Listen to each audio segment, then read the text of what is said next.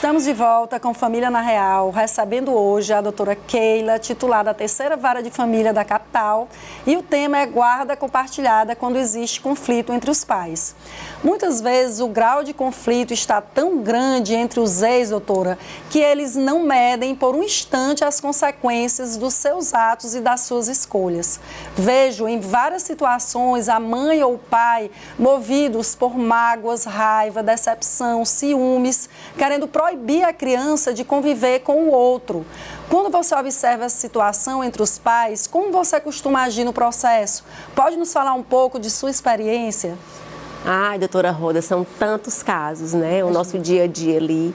Então, a senhora apresentando aqui a pergunta, eu lembrando, né, do nosso dia a dia, do que é que tem ali nos processos. Sim. E como os sentimentos estão ali nas entrelinhas do que está escrito no processo. Eu gosto muito de dizer que é necessário muito mais do que o direito para olhar para esse tipo de conflito. Então, os conflitos de natureza familiar, eles trazem, né, essa carga emocional, histórias, são emoções, são situações que ficaram ali no passado, mas continuam, né, rondando ali aquele ambiente e motivam muitas vezes aquele conflito que se desenha no processo através de petição, de recursos, de discussões em salas de audiências. Então, nós, enquanto profissionais do direito, nós precisamos analisar e entender, respeitar a vida, respeitar as dores dessas pessoas. Não é só chegar ali na audiência e dizer, não é assim, a lei diz assim e a decisão vai ser assim, assado e acabou. Se não é isso. Nós precisamos entender essas dores e também dar a oportunidade para que essas pessoas respeitem suas dores e suas histórias. Mas que apesar da dor e apesar das histórias, é necessário se parar um pouquinho e dar a si próprio a oportunidade de escrever uma história diferente a partir dali. Dar àquele ambiente judicial ali essa oportunidade para escrever um capítulo novo, de virar uma página. Então, essas situações, elas alimentam questões, né? Às vezes a gente tem uma nova relação, ou o ex-marido ou a ex-mulher, na hora que apresenta um novo relacionamento, torna público, a partir daquele momento começa a existir conflito, onde antes estava dando tudo certo. Então, a gente observa com isso que essas emoções, elas permeiam ali e nós, enquanto profissionais, precisamos ficar atentos para mostrar para eles que é necessário entender que a vida segue e que é necessário conseguir administrar. E o direito, às vezes, não traz solução para tudo. É necessário a gente conseguir ali um auxílio daquele núcleo que está ali para nos orientar o que fazer nesses casos, onde existe tanto conflito, ou até sugerir, mesmo ali na sala de audiências, esse encaminhamento, esse compromisso a procurar um auxílio profissional, porque a decisão ela não vai resolver. Então, se for decidido ali uma decisão judicial para tornar e finalizar um processo, o conflito vai permanecer ali. E as pessoas acabam voltando para o judiciário porque continuam em sofrimento e continuam com essa decisão. Então, os conflitos de natureza familiar, eles têm essa carga. Então, é necessário que nós, enquanto profissionais, possamos respeitar essas vidas e essas histórias e entender também que isso alimenta ali no processo, né? Isso. E é interessante também que quando se fomenta isso está delineado do processo, é necessário ser dado uma decisão, às vezes até um recurso, né? O prolongamento desse processo com esses instrumentos que a lei proporciona, esse tempo também ocasiona um sofrimento maior. Então, você carrega tanto o sofrimento da sua história, quanto o sofrimento da própria duração do processo. Então, é necessário trazer também essa reflexão dos benefícios dessa pausa, né? Às vezes, a senhora já acompanha ali, eu tenho uma hora de audiência, às vezes a gente suspende, marca outro dia para continuar, porque é necessário marcar, é muito melhor marcar 2, 3, 5 ou então outros dias de audiência do que anos de duração de processo, fazendo com que esse amadurecimento e esse entendimento de que esse conflito ele existe por outros motivos que não o do direito em si, né? Isso é necessário ser amadurecido e discutido. Doutora, a gente já observou várias situações. A senhora poderia citar algumas situações? A exemplo, eu tive um caso muito marcante, a gente não pode falar especificamente porque os processos na vara de família, eles correm em segredo de justiça. Mas a gente quer trazer aqui alguns exemplos para a gente ver até que ponto alguns ex-casais, eles realmente não se encontram preparados até para o fim, para o divórcio. E, por vezes, de forma muito sutil, em nossa sala na defensoria, eu sugiro até uma terapia para que eles possam procurar ajuda, porque muitas vezes essa mágoa, esse ressentimento, esse sentimento de traição, enfim, os motivos que levaram ao término, eles estão tão presentes ainda. E às vezes, doutora, eu pergunto, quanto tempo que vocês estão separados? 2 anos, né? Então, assim, para você ver como a dor não tem tempo, então não existe tempo para o luto, né? E o divórcio, existe até uma pesquisa que fala, né, que o luto do divórcio, ele se equipara ao luto da perda de um ente querido. Então a gente vê muitos pais transferindo todos esses sentimentos de mágoa, de rancor, para a relação parental. E eu também despendo muita energia, vamos dizer assim como a senhora também ali no início do processo. Tudo que a doutora Keila falou aqui, ela fala exatamente no início das audiências, e o que me traz muita admiração.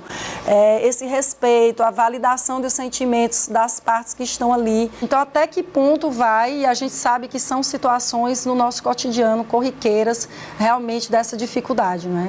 Exatamente. E às vezes, até por conta desse padrão da mulher estar ali naquela posição de cuidado, existe essa resistência, às vezes, de introduzir esse compartilhamento de guarda, essa possibilidade de convivência. Eu também já tive vários casos que nós parcelamos essa convivência, já tinha um tempo de rompimento. Então, até para que essa criança se readaptasse a esse convívio com a família paterna, a gente fala porque normalmente existe esse distanciamento em relação ao pai, mas também existe em relação à mãe, que fizesse esse parcelamento de aproximação, né?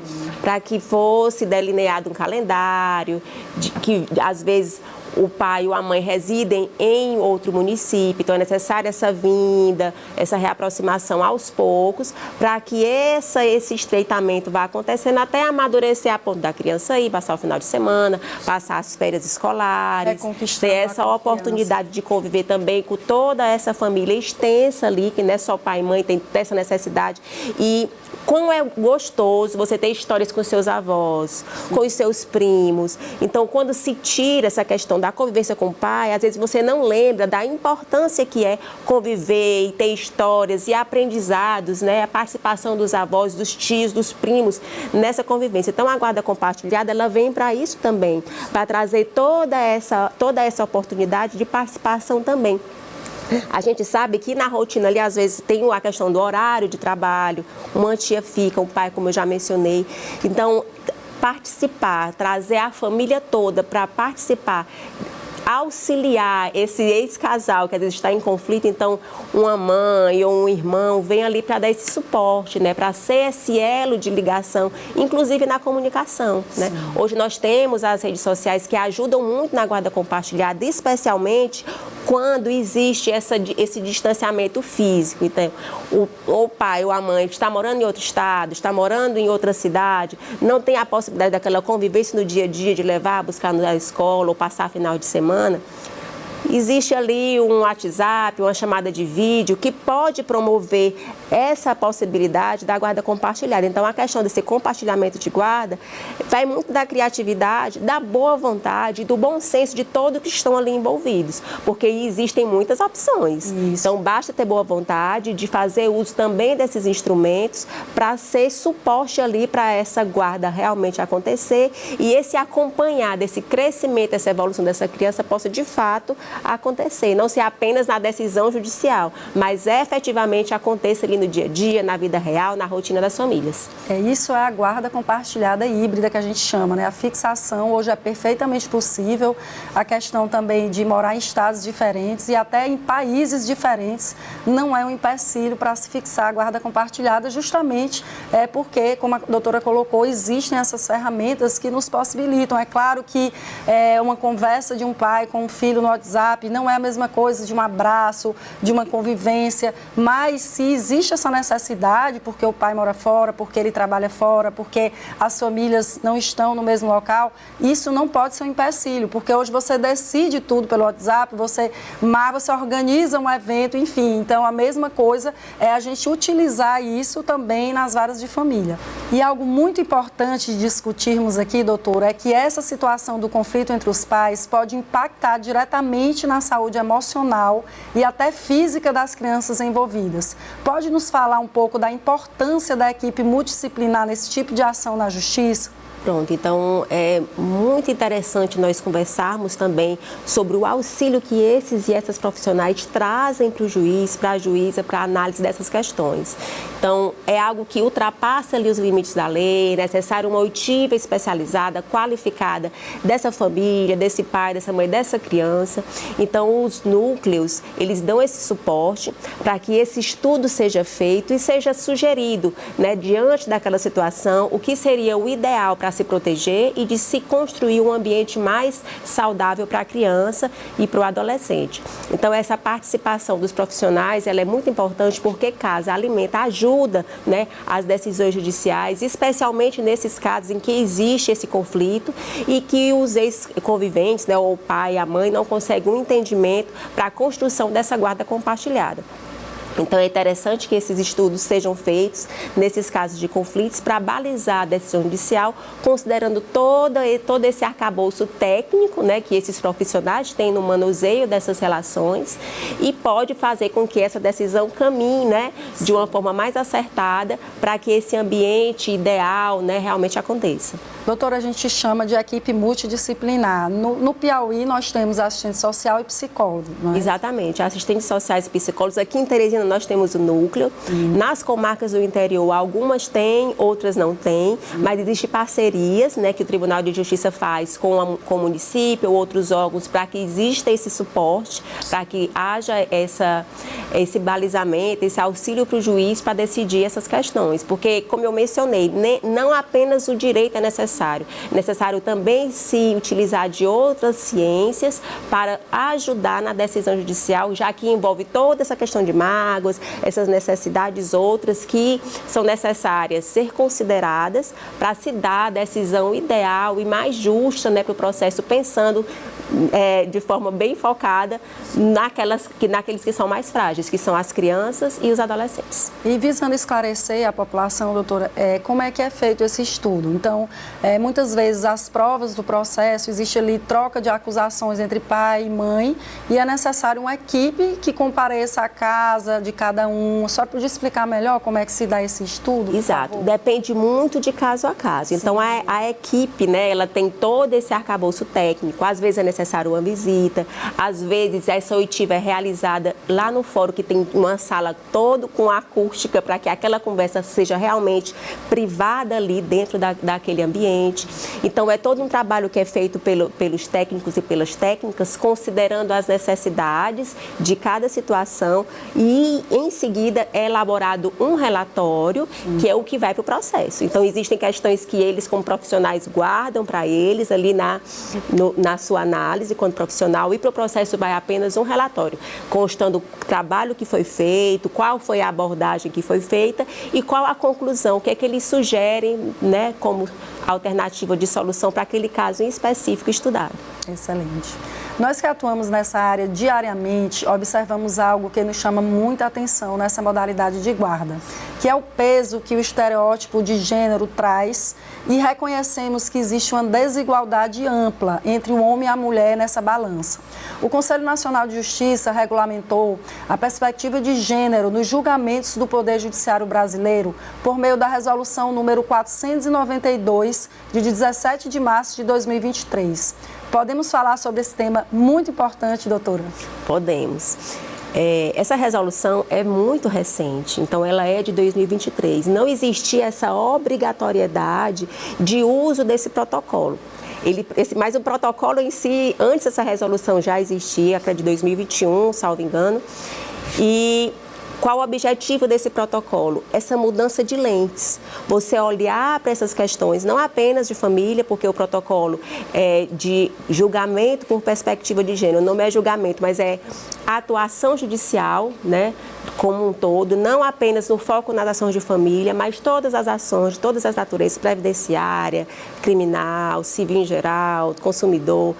Todas essas demandas, elas devem ser olhadas com essa perspectiva. Por quê? Porque esse estereótipo de gênero que nossa sociedade carrega, ela alimenta muitas desigualdades. Dou um exemplo. Um caso recente até, né? Como é segredo de justiça, não tem nomes, então ninguém sabe ninguém sabe o que é, só para tipo de exemplificativo. O pai e a mãe, ambos trabalhavam, o seu mistério era um trabalho noturno, trabalho na noite. Então, um era músico, a outra também música. O trabalho dos dois era à noite. Os dois queriam ter a oportunidade de trabalhar. E com quem essa criança, filha desse casal, ia ficar? Então, qual era o discurso da audiência? O homem, o pai. Mas, doutora, eu sempre trabalhei com isso. Foi com isso que eu sustentei até agora. Eu tenho que ficar, finais de semana eu não tenho como ficar com a criança. Ela nunca fez isso, começou agora há pouco tempo. Ou seja, a sugestão era que ele ficasse todos os finais de semana trabalhando e a mãe não tivesse a oportunidade de trabalhar final de semana nenhum, furtando dela essa possibilidade, porque na visão dele, o papel da mulher, da mãe, seria apenas o do cuidado. Não conseguiu dar nem essa alternativa de um final de semana sim e outro não, para que os dois tivessem a possibilidade de sair ao mercado de trabalho e trazer esse sustento. Outro exemplo também que eu lembro foi em situações de filhos especiais, que tem o benefício BPC, concedido por conta daquela necessidade especial. O que é que a gente vê muito? O pedido de revisão de alimentos, de redução de alimentos, porque aquela criança está recebendo um benefício e por isso o pai, considerando esse benefício, quer reduzir a pensão ou quer tirar a pensão. Mas não observa que aquela mãe não trabalha, porque ela se dedica 100% do tempo para o cuidado do filho que é especial. Então, essa perspectiva de gênero tem que ser colocada porque esse furtar desse trabalho vem de onde? O que é que vai suprir isso? Né? Então, olhar com outras lentes, analisar essas questões para buscar equilibrar essa relação, dando a essas mulheres a possibilidade de também desenvolver uma atividade laborativa, poder sustentar também os filhos na sua força, né? E às vezes esse trabalho doméstico tira essa mulher do mercado de trabalho e impossibilita de ela também ter uma renda para sustentar ou ajudar no sustento desse filho, né? Então é interessante olhar para todas essas questões e trazer as pessoas para olharem também. Não apenas eu como juiz, a senhora como defensora, mas que as pessoas envolvidas na situação possam também olhar diferente. Então, o protocolo de julgamento por perspectiva de gênero, ele é obrigatório. E o Tribunal de Justiça, inclusive, já tem quase 100% dos seus juízes formados em perspectiva de gênero. Não é suficiente ainda, porque é uma formação que tem que ser continuada, inclusive porque, como é um protocolo que é do Conselho Nacional de Justiça e tem que ser aplicado em todos, e é uma desconstrução de algo que é da vida toda, então é algo que precisa ainda ser muito trabalhado, amadurecido, para todas as nuances de poder identificar, porque aqui eu não estou enxergando, o que é que eu preciso fazer para equilibrar essa relação, o que é que eu preciso fazer para equilibrar essa questão do estereótipo que ainda está presente nessa situação em especial, na análise de provas, na forma de abordar as testemunhas. Então, o protocolo ele é muito rico e eu acredito também que cabe até um programa para falar sobre ele. Cabe. Então, assim, é muito interessante essa sua pergunta para abordar a existência desse protocolo e que todos saibam que ele existe e que busquem, né, em especial os profissionais do direito mesmo, que estão acessando aqui o programa, busquem dar uma olhadinha nesse protocolo para entender toda a sua riqueza e todos os nuances em que ele precisa ser aplicado. E no direito das famílias não é diferente. A gente precisa observar isso, a gente vem construindo ali no nosso dia a dia essa aplicação do protocolo, fazendo referência, inclusive, às convenções internacionais que o Brasil é signatário, e nós, enquanto magistrados e magistradas, somos obrigados, enquanto Poder Judiciário, somos obrigados a aplicar essas convenções internacionais. Então, o protocolo, ele veio para fazer isso, para ensinar o beabá, o manual, de como aplicar essas convenções internacionais que trazem essa proteção, que visam desconstruir esse estereótipo de gênero, que alimenta tanta coisa que não é boa, como todas as violências, inclusive a própria violência doméstica, né?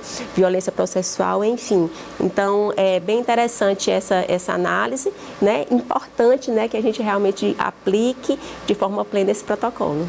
Eu tive acesso já a decisões judiciais em que se aplicava o protocolo de gênero, inclusive decisão sua, doutora, sempre muito atualizada, sempre sensível, porque eu acredito que realmente o profissional que lida, né, com o direito das famílias, ele tem que ter um perfil, ele tem que ter essa sensibilidade, né, que é notória, né, que a senhora tem no seu dia a dia, no exercício da sua profissão. E é importante que a gente traga para a prática, na questão do direito das famílias, que influi na questão do quanto da pensão, né, como a senhora disse, eu já vi questão de processos que envolvem pessoas com transtornos e que a mãe tinha que se dedicar 24 horas do dia para cuidar daquela criança. Então, o trabalho dela tem que ser considerado naquela situação, porque ela renunciou à vida dela, ela renunciou ao trabalho dela, ela renunciou, às vezes, ao curso superior, ela renunciou à vida dela para cuidar daquele filho. Então, o protocolo, ele vem sendo aplicado nessas questões de valor da pensão alimentícia, na questão também da guarda, né, na tarefa. Muitas vezes, essa divisão de tarefas que nós conversávamos, doutora, da guarda compartilhada, é uma divisão totalmente desigual, porque compartilhar só tem no papel, mas a mulher que fica com essa sobrecarga, né, de cuidado com a criança. E o pai, muitas vezes, né, e claro que a gente sempre diz que tem exceções, que tem pais que se dedicam, que cuidam, mas a gente tem acesso a esses casos. O que a gente quer trazer aqui sempre é essa informação e essa conscientização de que compartilhar a guarda, já chegando ao final aqui do nosso programa, é compartilhar decisões, é você participar da vida do seu filho. E para finalizar, doutora, na sua opinião, quais são as estratégias que os pais que têm a guarda compartilhada de seu filho e não têm um bom diálogo podem implementar para que essa modalidade de guarda dê certo? Pergunta difícil, doutora, né, doutora? O que eu vejo de caminho primeiro é o amor. Sim. Então, ele existe, esse vínculo que ele tem com o filho, com a filha, ele, ela, pai e mãe, ele é para sempre e vai se estender em outras e outras gerações. Então, pensar nesse amor, quanto eu amo meu filho, quanto eu quero o bem para ele. Então, buscar nesse amor forças para superar e esquecer mágoas e tentar, com base nesse amor, construir o novo, construir o bom. Eu acho que é por aí que a gente tem que trabalhar. Trabalhar esse amor, trabalhar esse sentimento, trabalhar o quanto eles querem bem para aquela pessoa que eles colocaram no mundo. Então, quando a gente puxa para isso e eles recordam que existe esse amor que está acima de todas essas demandas, essa beligerância, você consegue construir essa possibilidade de abrir caminhos para que eles possam edificar uma história diferente e possibilitar que essa guarda compartilhada aconteça de forma plena, né, e saudável para todos e para todas. Excelente, doutora. Foi um bate-papo maravilhoso, super esclarecedor e importante para todos nós. Isso, e eu acredito muito, doutora Rosa, que essa possibilidade de discutir essas questões aqui na TV, levando informação, possibilitando essas reflexões, pode ajudar muito no dia a dia das famílias, no dia a dia das pessoas que enfrentam essas questões ali relacionadas à guarda compartilhada, né? Podemos aqui no nosso diálogo esclarecer essas dúvidas. Parabéns pelo programa, parabéns à TV Cidade Verde, estou muito feliz em participar. E a você que esteve com a gente até aqui, muito obrigada e até o próximo Família na Real. Lembre-se, no coração de cada família existe uma história a ser contada. Cuide bem das suas relações.